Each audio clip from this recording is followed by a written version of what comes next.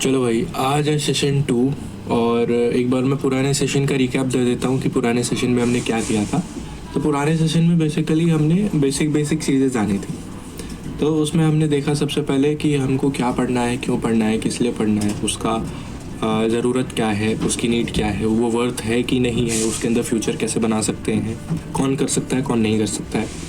Now session 2 में हम discuss करेंगे जो लास्ट में जहाँ पे हमने छोड़ा था, यानी कि हम उस बोर्ड के बारे में देखेंगे जिस बोर्ड को हमको प्रोग्राम करना है। उस बोर्ड के बारे में बेसिक से लेकर के डिटेल तक की जानकारी देखेंगे। उसके बाद से छोटे छोटे कंपोनेंट्स के बारे में जानेंगे और हम स्टेप्स देखेंगे कि हम किन स्टेप्स में उसको प्रोग्राम करेंगे। एंड जो हमारा फाइनल प्रोजेक्ट बनेगा उसका क्या एल्गो होगा। एल्गो बोले तो एल्गोरिथम। तो फटाफट से इन सारी चीज़ों को देखते हैं। तो हमने सबसे लास्ट टाइम जो स्क्रीन छोड़ी थी वो टिंकर कैड पे छोड़ी थी। टिंकर स्क्रीन पे और स्क्रीन पे आप देख पा रहे हो यहाँ पे योर डिज़ाइंस में क्रिएट डिज़ाइन का ऑप्शन है।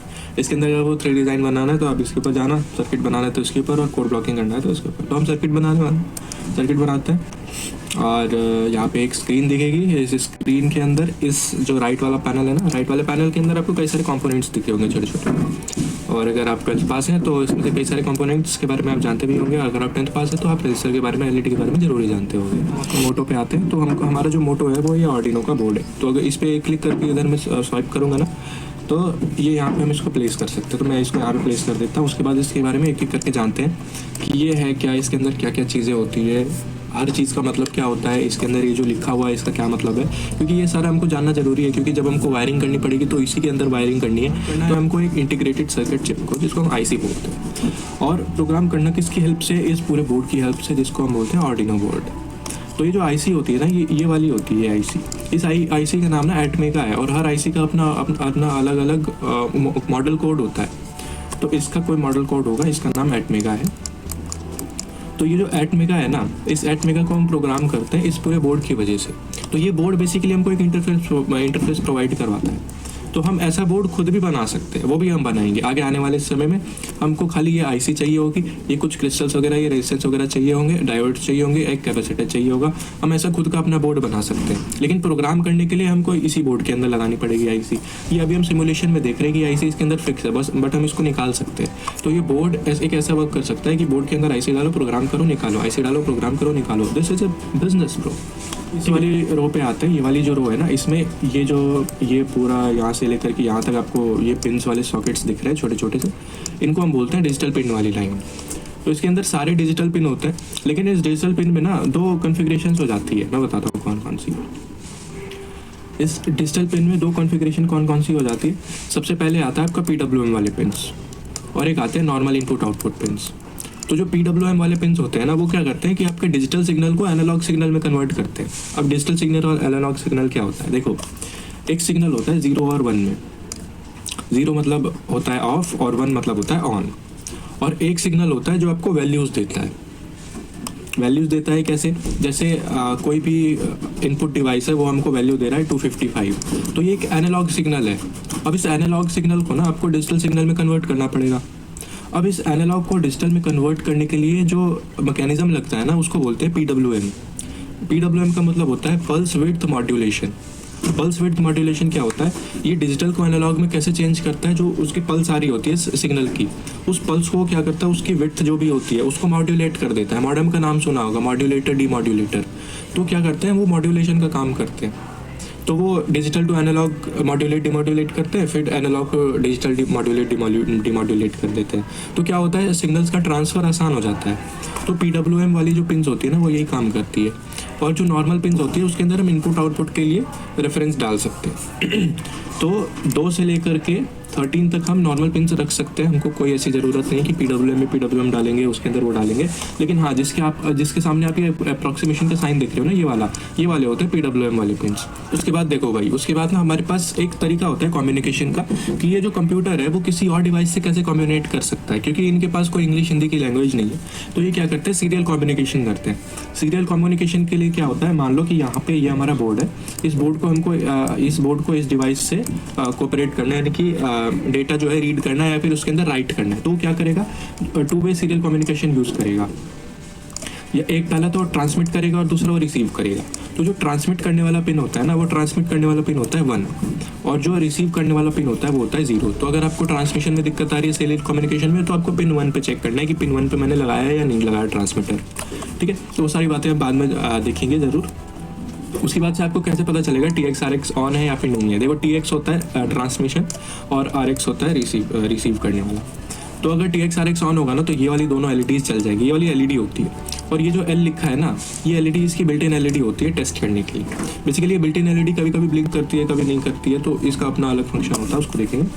ये जो ऑन वाला बटन है ना, ये जो LED है, ये ऑन वाली LED तब तक ऑन रहेगी जब तक आप इसके अंदर कोई प्रोग्राम चला रहे होगे, ठीक है। ये जो गोल सा है ना अंडाकार में, इसको बोलते हैं क्रिस्टल। ये क्या करता है, फ्रीक्वेंसी जनरेट करता है, ठीक है।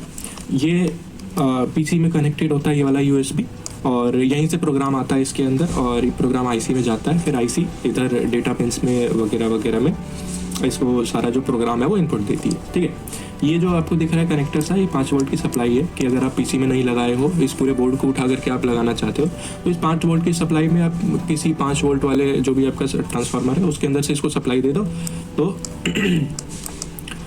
यहाँ से इसको सब अलग से एक्सटर्नल सप्लाई मिल जाएगी, ठीक है। उसके बाद से मूव करते हैं इस वाली रो में। इस वाली रो में ये वाला जो आप कॉलम देख पा रहे हो ना, ये वाला कॉलम होता है एनालॉग इनपुट का। तो बेसिकली होता क्या है कि हमको 2 चीज़ों पे काम करना है, एक हमको आउटपुट देना, एक हमको इनपुट लेना भी तो है। जैसे मान लो हमने कीपैड से काम किया, जैसे मान लो हमने LCD से काम किया, तो LCD क्या आउटपुट देगा और कीपैड क्या इनपुट लेगा। तो कई सारे डिवाइसेस ऐसे होते हैं जो डिजिटल इनपुट दे देते हैं, लेकिन कई सारे ऐसे डिवाइसेस होते हैं जो एनालॉग इनपुट ही देते हैं। जैसे कि पोटेंशियोमीटर, उसका आप डिजिटल इनपुट लोगे ना, वो ऐसे वेरी करेगा कि आप उसको कंट्रोल नहीं कर पाओगे। और अगर आप एनालॉग इनपुट लोगे तो आपको एक वैल्यू मिलेगी 0 से 1023 तक। तो ये जो वैल्यू होती है 0 से 1023, ये एनालॉग इनपुट होता है। इसको एक नॉर्मल हमारे समझने वाले लैंग्वेज में लाने के लिए ना, इसको 4 से डिवाइड करना होता है, तो 0 से 255 का एक रेंज मिल जाता है। इस तरीके से हम एनालॉग को अपने समझने वाले लैंग्वेज में ला सकते हैं, ठीक है। तो एनालॉग के जो पिन्स होते हैं वो 1 2 3 4 5 6, ये 6 जो भी आपको पिन्स दिख रहे हैं ये एनालॉग वाले पिन्स होते हैं। ये मैं टर्मिनोलॉजी इसलिए बता रहा हूँ क्योंकि जब हम आगे कोडिंग करेंगे तो हमको ये पता होना चाहिए कि हमने कौन से एनालॉग पिन में डाला है या फिर कौन से डिजिटल पिन में डाला है या फिर किस में कौन सा लगना चाहिए। उसके बाद से यहाँ पे पूरा पावर वाला सीन हो जाता है। यहाँ पावर वाला सीन क्या है, ये जो VIN देख रहे हो ना, इसका मतलब होता है वोल्टेज इनपुट। यानी कि अगर आप बाहर से कोई वोल्टेज डाल रहे हो ना, कितने भी वोल्ट की, जो कि ये सह पाए, ऐसा नहीं है कि 440 वोल्ट डाल दिया, जो ये सह पाए वो वाली वोल्टेज, तो आपको VIN में इसको डालना होगा, ठीक है। ये तो ग्राउंड होते हैं। देखो ग्राउंड का मतलब क्या होता है मैं बताता हूँ ग्राउंड का मतलब क्या होता है। जैसे हमारे पास कोई LED है, मान लो ये हमारे पास LED है, तो उसके अंदर ना एक छोटा वाला लेग होता है, एक बड़ा वाला लेग होता है। आपने जनरली नोटिस किया होगा। तो किसी भी कंपोनेंट में ना, मतलब कम से कम एटलीस्ट 2 टर्मिनल्स होंगे, एक नेगेटिव वाला होगा, एक पॉजिटिव वाला होगा, ठीक है। तो अब नेगेटिव वाले को नेगेटिव में कनेक्ट करना है, पॉजिटिव वाले को पॉजिटिव में कनेक्ट करना है। तो बेसिकली होता क्या है कि ये सर्किट तभी कंप्लीट होगा जब ये नेगेटिव वाला वापस इस पॉजिटिव वाले से मिल जाएगा। लेकिन अगर इसके अंदर हमने कोई पोटेंशियल डिफरेंस का सोर्स अप्लाई नहीं किया तो इसके अंदर इलेक्ट्रॉन्स मूव ही नहीं करेंगे, क्योंकि इलेक्ट्रॉन्स मूव ही तब करते हैं जब उसके अंदर इलेक्ट्रिक फील्ड अप्लाई होती है, और इलेक्ट्रिक फील्ड अप्लाई होगी जब वोल्टेज अप्लाई होगा। तो इलेक्ट्रिक फील्ड नहीं आ रही है क्योंकि वोल्टेज नहीं आ रहा है। तो इसके अंदर हमें एक सेल या बैटरी या कोई भी 5 वोल्ट की, कितने भी वोल्ट की सप्लाई जो भी इसको चाहिए वो हमको लगानी पड़ेगी। तो लेट से मैंने एक ये सेल ले ली और इस सेल से मैंने इस LED को कनेक्ट कर दिया। LED का ना जो आपका क्या नाम है, सिंबल होता है, वो कुछ इस टाइप का होता है। तो अभी कनेक्टेड टर्मिनल्स वगैरह पे ध्यान मत देना, मैंने ऐसे ही जनरली बना दिया है। तो अब ये मान लो LED है, अब इसको मैंने कनेक्ट कर दिया। अब इस सर्किट को जब मैं कंप्लीट करूँगा ना, तो अब ये इसके अंदर पोटेंशियल डिफरेंस बनेगा और अब इसके अंदर इलेक्ट्रॉन्स मूव करेंगे। तो देखो अब होगा क्या कि जब इलेक्ट्रॉन्स मूव कर रहे हैं तो इलेक्ट्रॉन्स की साइकिल कंप्लीट होनी चाहिए। तो इलेक्ट्रॉन्स मूव करते हैं नेगेटिव से पॉजिटिव, और जो करंट मूव करता है वो करता है पॉजिटिव से नेगेटिव। तो जो इलेक्ट्रॉन्स मूव कर रहे हैं उसको वापस इस टर्मिनल पे आकर के वापस इधर आना है, तो तभी ये सर्किट कंप्लीट होगा। लेकिन जब तक हमें इस नेगेटिव वाले को, भाई पॉजिटिव वाले को तो हम पॉजिटिव एंड से कनेक्ट कर देंगे, नेगेटिव वाले को हम किससे कनेक्ट करेंगे, नेगेटिव वाले को हमको इससे कनेक्ट करना पड़ेगा। तो नेगेटिव वाले को हम बोलते हैं कैथोड और पॉजिटिव वाले को हम बोलते हैं एनोड। तो जो कैथोड होता है ना, उसको हम, इसके अंदर कोई सेल तो है नहीं ना, इसके अंदर कोई बैटरी है कि हम उसके नेगेटिव टर्मिनल से कनेक्ट कर देंगे। तो हम क्या करते हैं, इसको ग्राउंड से कनेक्ट कर देते हैं। तो ग्राउंड से कनेक्ट करने से क्या होता है, इसका जो सर्किट होता है ना वो कंप्लीट हो जाता है। बस इतना सा कॉन्सेप्ट था ग्राउंड का। तो भाई होप कि ये पूरा आर्डिनो का कॉन्सेप्ट आपको समझ में आ गया होगा। यहाँ पे 2 बटन्स और बचे हैं, ये बता देता हूँ, 2 पिन्स और बचे हैं। ये 5 वोल्ट की सप्लाई, ये 3 वोल्ट की सप्लाई। ये रीसेट का बटन होता है कि ये जो माइक्रो कंट्रोलर है ना वो रीसेट हो जाएगा।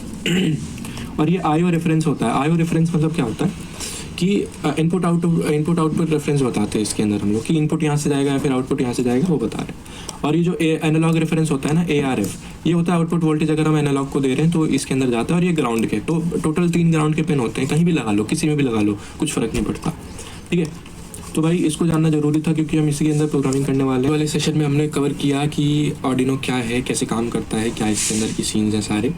नेक्स्ट लेक्चर में हम देखेंगे कि ब्रेडबोर्ड क्या होता है, और ब्रेडबोर्ड के साथ साथ छोटे छोटे कंपोनेंट्स के बारे में भी जानेंगे, उनका कनेक्शन जानेंगे, कैसे होता है, क्यों होता है, क्या होता है। उसके बाद हम डायरेक्ट आएंगे कोडिंग पे। और भाई इन सब के नोट्स आपको हैंड रिटन मिल जाएंगे, डिस्क्रिप्शन में PDF की लिंक होगी, उस PDF को ज़रूर एक बार विजिट कर लेना। बहुत मेहनत से आपके लिए PDF, खुद से अपने हाथों से लिखी हुई PDF दूंगा आपको, ठीक है। और ऐसे ही हर कंपोनेंट की PDF आपको मिलती रहेगी, घबराने की कोई बात नहीं है। इवन कोड जो मैं लिखूंगा उसका भी मैं PDF आपको प्रोवाइड करवा दिया करूँगा, तो टेंशन लेने की कोई बात नहीं।